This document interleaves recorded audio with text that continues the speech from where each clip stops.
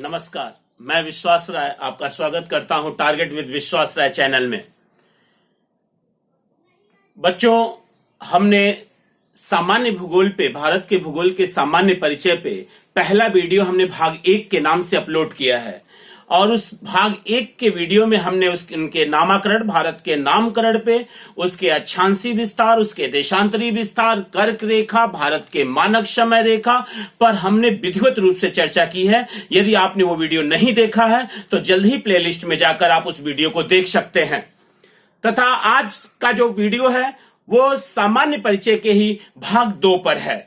तो अतः दूसरा वीडियो भी भाग 2 के नाम से ये वीडियो जल्द ही आप लोगों के बीच पहुंचने वाला है। और आते हैं हम टॉपिक पे, जहां हम भारत के जो पड़ोसी देश हैं हम इन पर चर्चा करेंगे और पड़ोसी देश में कौन कौन से भारतीय राज्य इनके एक सीमा साझा करते हैं, हम उस पर भी बहस करेंगे। साथ ही साथ हम तटवर्ती यानी भारत के तटीय राज्यों पर भी एक पूर्वी घाट और पश्चिमी घाट के विश्लेषण करेंगे। कौन से बंगाल की खाड़ी पर स्थित हैं और कौन से अरब सागर पर स्थित हैं। साथ ही हम अंतर्राष्ट्रीय समझौतों के तहत जलीय सीमा पर भी चर्चा करेंगे कि प्रादेशिक जल सीमा किसे कहते हैं, संलग्न क्षेत्र किसको कहते हैं और EEZ एक्सक्लूसिव इकोनॉमिक जोन हम किसे कहते हैं। अनन्य आर्थिक क्षेत्र यानी कितने नॉटिकल मील तक इसका विस्तार होता है। तो आइए बच्चों, हम बिना देर किए टॉपिक पे आते हैं। कुल मिला के 7 देश आप देख रहे हैं। क्वेश्चन पूछता है कि निम्नलिखित में से किसकी स्थलीय सीमा साझा होती है। तो आप देख रहे हैं कि सबसे ज्यादा स्थलीय सीमा बांग्लादेश की साझा होती है, 4096 किलोमीटर। चीन 3488 kilometre, Pakistan 3323 kilometre, Nepal 1751 kilometre, Myanmar 1643 kilometre, Bhutan 699 kilometre, Afghanistan 106 kilometre. और ये जो अफगानिस्तान है आज वो POK के साथ साझा करता है, लेकिन हम तुरंत कहते हैं कि POK यानी पूरा कश्मीर ही, अखंड कश्मीर ही भारत का एक अभिन्न अंग है। तो आप बात हम करेंगे, अगर आपसे इस तरह से प्रश्न पूछता है कि क्रमानुसार व्यवस्थित करिए, तो हमने आपको क्रम के अनुसार ही लिखा है कि पहले स्थान सबसे ज्यादा सीमा बांग्लादेश की, उसके बाद चीन की, उसके बाद पाकिस्तान की, नेपाल की, म्यांमार की, भूटान की और अफगानिस्तान की। क्वेश्चन इस तरीके से आते हैं, इसलिए हमने इसे हाईलाइट किया हुआ है। अगर हम बांग्लादेश की सीमा पर जाएं तो कौन कौन से भारतीय राज्य बांग्लादेश की सीमा पर स्थित हैं। तो आप नाम लिख लेते हैं कि असम जिसको आप असोम कहते हैं, मेघालय, असम, मेघालय, त्रिपुरा,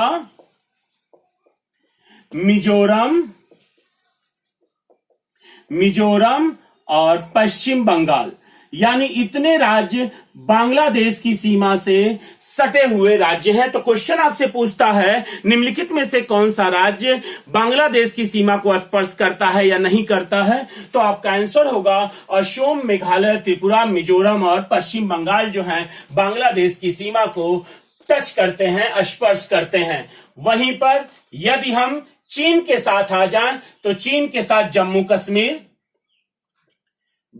कश्मीर, अगर चीन के साथ आए तो जम्मू कश्मीर के बाद यदि हम आए तो आप कहते हैं हिमाचल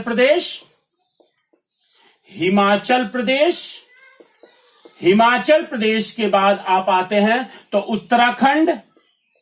उत्तराखंड और उसके बाद आप सिक्किम और फिर अरुणाचल प्रदेश।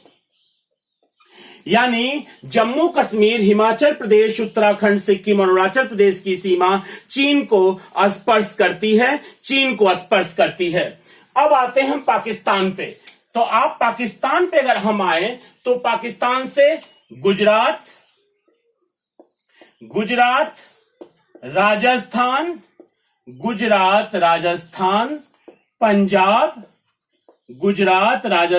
पंजाब और जम्मू कश्मीर, यानी इतने राज्यों की सीमा जो है वो पाकिस्तान को स्पर्श करती है, गुजरात, राजस्थान, पंजाब और जम्मू कश्मीर की। आते हैं हम नेपाल पे।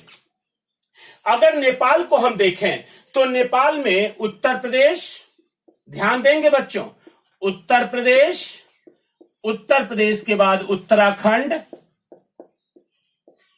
उत्तराखंड, उत्तराखंड के बाद आप उत्तर प्रदेश के बाद उत्तराखंड, उत्तराखंड के बाद बिहार,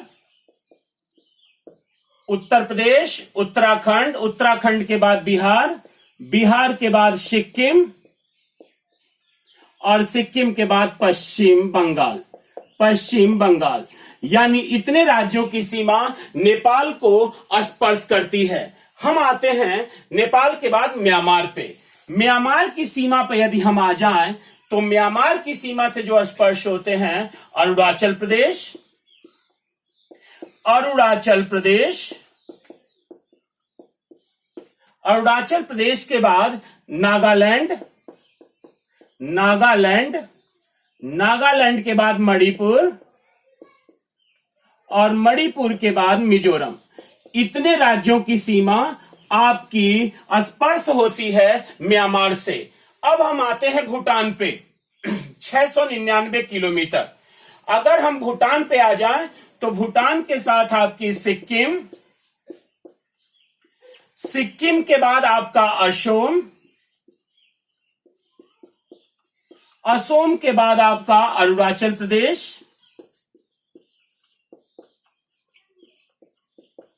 और अरुणाचल प्रदेश के बाद आपका पश्चिम बंगाल, पश्चिम बंगाल।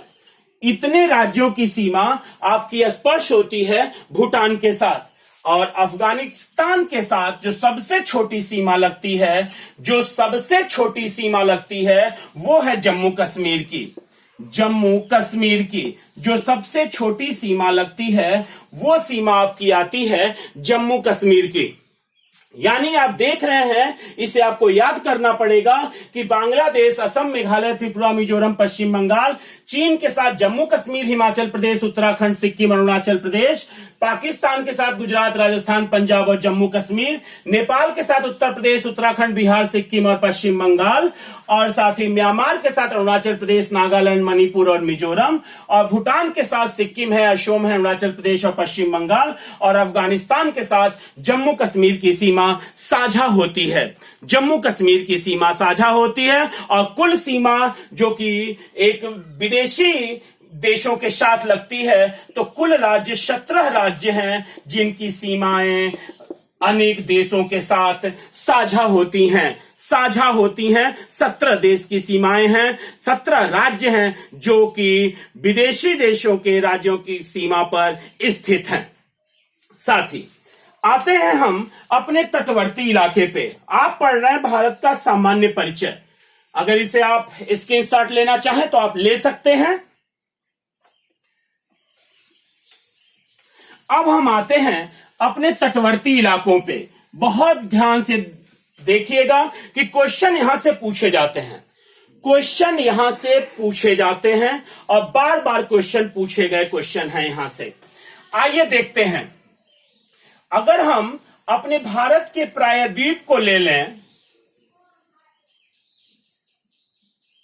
भारत के प्रायद्वीप की केवल बात करें हम, इधर आपका भारत के प्रायद्वीप में अरब सागर है, इधर अरब सागर है और इधर आपकी बंगाल की खाड़ी है, इधर बंगाल की खाड़ी है। एक बात और याद रखिएगा बच्चों, एक बात और याद रखिएगा कि ताप्ती के मुहाना, ये ताप्ती का मुहाना है, ये ताप्ती नदी है जो कि सतपुड़ा पर्वत श्रेणी से निकल कर आती है। हम पढ़ाएंगे, जब पर्वत पढ़ाएंगे तो ताप्ती के मुहाने से लेके कन्याकुमारी तक के तट को हम पश्चिमी घाट कहते हैं। ताप्ती के मुहाने से लेके कन्याकुमारी तक के तट को हम पश्चिमी घाट कहते हैं। यानी ताप्ती के मुहाना यानी ये गुजरात, जहां खंभात की खाड़ी है, गुजरात के बाद ये रहा आपका महाराष्ट्र, महाराष्ट्र के बाद गोवा, गोवा के बाद कर्नाटक और कर्नाटक के बाद केरल, केरल। और आपको पता है कन्याकुमारी जो है वो तमिलनाडु में है, वो तमिलनाडु में है, कन्याकुमारी जो है वो तमिलनाडु में है। तो गुजरात से लेके और गोवा तक के तट को, गुजरात से लेकर गोवा तक के तट को हम, गुजरात से लेके और गोवा तक का एक तट बनता है जिसको हम कन्नड़ तट कहते हैं, जिसको हम कन्नड़ तट कहते हैं। गोवा से लेके कर्नाटक तक के तट को हम केनारी तट कहते हैं। गोवा से लेके कर्नाटक तक के तट को हम केनारी तट कहते हैं, और कर्नाटक से लेके और कन्याकुमारी तक के हम तट को हम मालाबार तट कहते हैं। हम मालाबार तट कहते हैं, मालाबार तट कहते हैं। यानी गुजरात से लेके गोवा तक का जो तट है वो कन्नड़ तट है, गोवा से कर्नाटक तक का तट केनारी तट है, और कर्नाटक से लेके कन्याकुमारी तक के तट को हम मालाबार तट कहते हैं। यहां पर बच्चों एक यहां पर कृष्णा का मुहाना है। यहां महाबलेश्वर पर्वत से एक नदी निकलती है, कृष्णा नदी। कृष्णा का मुहाना यहां पे है, और कृष्णा के मुहाना और यहां पे गोदावरी का मुहाना है जो कि त्र्यंबक पर्वत से निकलती है। त्र्यंबक पर्वत से, और त्र्यंबक पर्वत ब्रह्मगिरी पर्वत के तलहटी में स्थित है, तो गोदावरी का मुहाना है, गोदावरी का मुहाना है। और ये रहा आपका पश्चिम बंगाल, ये रहा पश्चिम बंगाल। अगर इसके तट को हम देखें तो कन्याकुमारी से लेके कृष्णा तक का जो मुहाना है, इस तट को हम कोरोमंडल तट कहते हैं, कोरोमंडल तट कहते हैं, कोरोमंडल तट कहते हैं। और गोदावरी के मुहाना से और कृष्णा के मुहाना तक के तट को हम गोलकुंडा तट कहते हैं, गोलकुंडा तट कहते हैं, गोलकुंडा, गोलकुंडा तट कहते हैं। और पश्चिम बंगाल से लेके गोदावरी तक के मुहाना को हम उत्तरी सरकार तट कहते हैं, उत्तरी सरकार तट कहते हैं, उत्तरी सरकार तट कहते हैं। अब इसे चाहें तो आप अपनी कॉपी में ले सकते हैं, स्क्रीनशॉट इसका उठा सकते हैं, आप इसका स्क्रीनशॉट उठा सकते हैं।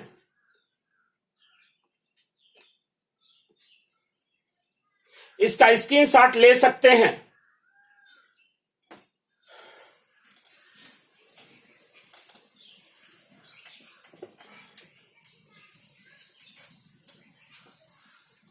और रही बात पूर्वी घाट और पश्चिमी घाट की, तो ये पश्चिम घाट है, ये पश्चिम घाट है, और ये पूर्वी घाट है, ये पूर्वी घाट है।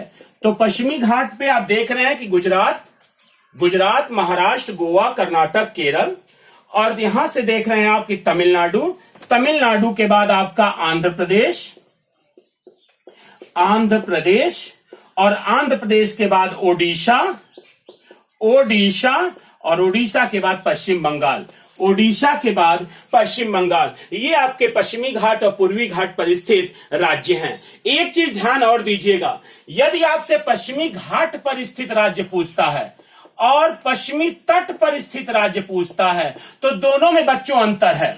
पश्चिमी घाट जो है वो ताप्ती के मुहाने से लेकर कन्याकुमारी तक का तट है। यानी पश्चिमी घाट में कौन कौन से राज्य स्थित है, तो आप कहते हैं कि गुजरात, गुजरात, गुजरात के बाद महाराष्ट्र, महाराष्ट्र, महाराष्ट्र के बाद गोवा, गुजरात, महाराष्ट्र, गोवा, कर्नाटक, केरल, तमिलनाडु, कर्नाटक, केरल, कर्नाटक, केरल और तमिलनाडु, तमिलनाडु। इतने राज्य जो हैं वो पश्चिमी घाट पर स्थित हैं। लेकिन पश्चिमी तट पर तमिलनाडु को आप नहीं कहेंगे, क्योंकि तमिलनाडु जो है वो आपका पूर्वी तट पर स्थित या पूर्वी घाट पर स्थित राज्य हो जाएगा।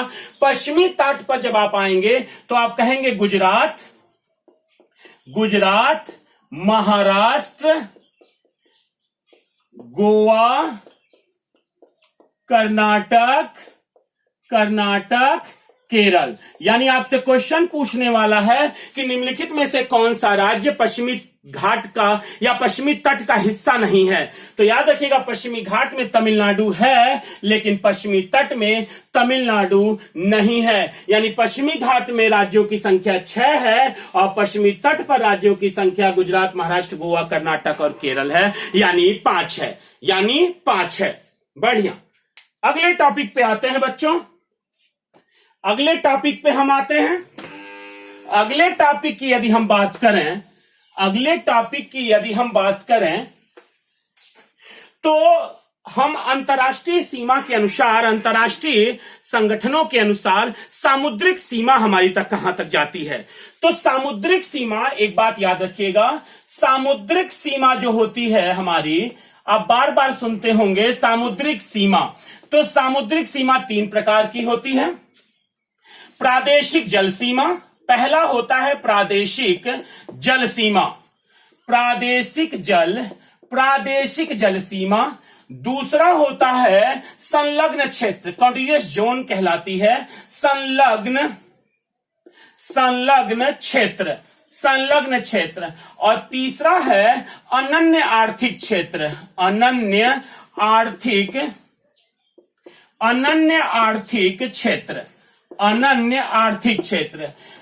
आर्थिक क्षेत्र, इसको EEZ भी कहते हैं, EEZ।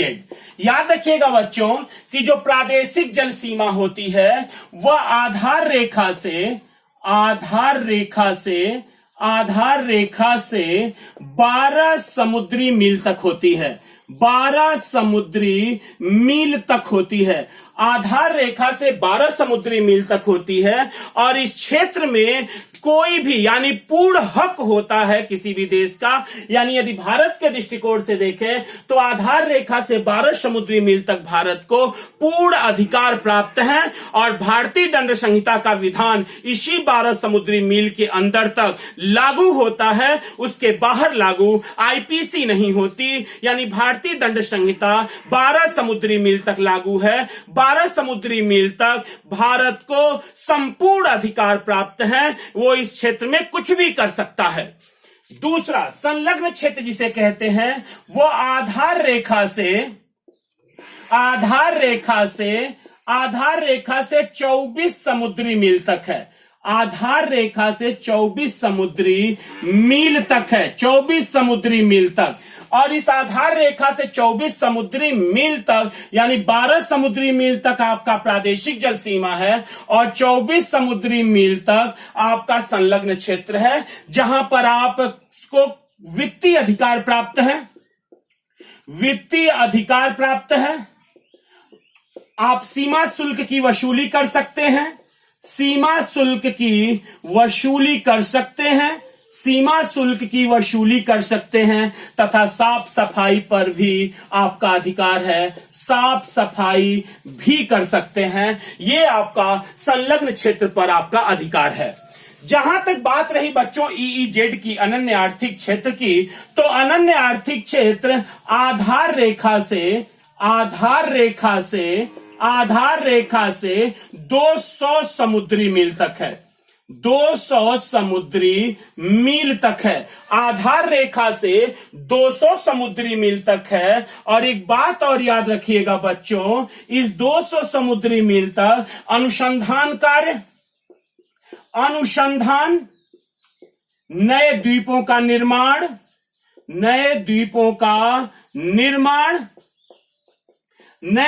का निर्माण, अनुसंधान, खोज आप यहां पर कर सकते हैं अनन्य आर्थिक जोन तक।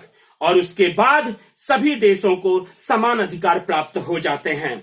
यानी आपने सामुद्रिक सीमा देखा, प्रादेशिक जल सीमा 12 समुद्री मील तक, आपने संलग्न क्षेत्र देखा तो आधार रेखा से 24 समुद्री मील तक, और अनन्य आर्थिक क्षेत्र देखा तो आधार रेखा से 200 समुद्री मील तक इसका विस्तार है। एक बात और याद रखिएगा, जो एक समुद्री मील होता है जिसको आप नॉटिकल मील कहते हैं, तो एक समुद्री मील जो है वो 1800 मीटर के बराबर होता है, और एक भौमिक मील जो होता है, जो आप सड़क पर मापते हैं मील, वो 1600 मीटर के बराबर होता है, वो 1600 मीटर के बराबर होता है। यानी आप 12 समुद्री मील, 24 समुद्री मील और 200 समुद्री मील, ये आपका सामुद्रिक सीमा हो गया, सामुद्रिक सीमा हो गया। और आप कहेंगे आधार रेखा क्या है, तो आपको बता दें बच्चों कि आधार रेखा जो एक कटे हैं इलाके हैं, अगर इनको एक लाइन खींच दें हम, जो कि काल्पनिक रेखा हो, तो जो रेखा मिलाती है सभी घाटों को वही आधार रेखा कहलाती है। और जो इसके अंदर जल आ जाता है आधार रेखा के अंदर, इसी को आप इंटरनल वाटर कहते हैं, यानी आंतरिक जल कहते हैं। इसी को आप आंतरिक जल का नाम देते हैं कि ये आंतरिक जल है, ये आंतरिक जल है, इसी को आधार रेखा कहते हैं। तो आपका भारत के भूगोल का जो बहुत छोटी चीजें होती हैं, एक सामान्य परिचय होता है, वो समाप्त हो चुका है। इस पर हम क्वेश्चन भी सॉल्व कराएंगे और अब भूगोल के अंदर यानी भारत के भूगोल में हम प्रवेश करेंगे और पर्वत, नदियां, पहाड़, सारी चीजों को हम स्पष्ट करेंगे। आप एकदम निश्चिंतता की भाव से आप इस वीडियो को देखते रहिएगा, पूरा वीडियो देखिएगा और सब्सक्राइब करना इस चैनल को तो एकदम ना भूलिएगा, क्योंकि बेहतर से बेहतर चीजें इस वीडियो पर जाएंगी। इसके साथ ही अगले वीडियो में पुनः मुलाकात होगी, तब तक के लिए बहुत बहुत धन्यवाद।